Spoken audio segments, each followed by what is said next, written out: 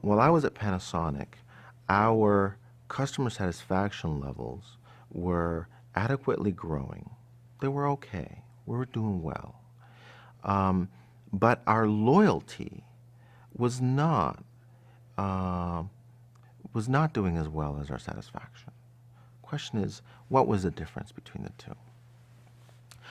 Frankly, what I found out, and I'll tell you the story, I started looking at some statistics of customer satisfaction levels of customers that went into the escalation department. Customers who were unhappy, who ended up in escalation. And I found something that was very intriguing.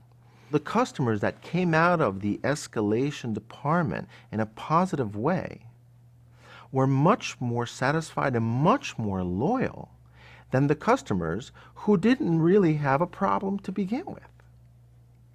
And then I thought, how could it be that someone who has a problem is more loyal than someone who didn't have a problem?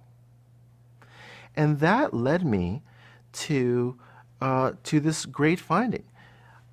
You know, Don Shaponiak, who was the director at the time of the contact center, he had run a survey which had asked many questions, but two questions that he had asked were,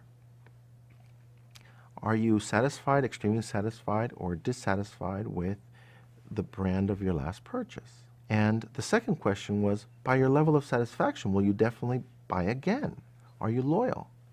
And what we found out was that customers that were extremely satisfied were 5 times more loyal than customers who were satisfied.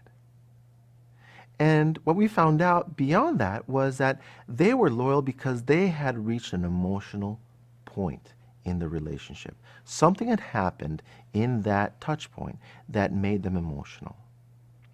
And it was the emotion that was creating the loyalty, not the reception of everything I expected. So, you know, when people come into an escalation desk or an escalation department, they're very upset, they're very emotional, and their expectations are probably pretty low.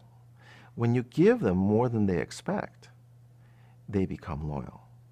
So the lesson I learned that changed the way I look at customers is loyalty comes from emotion.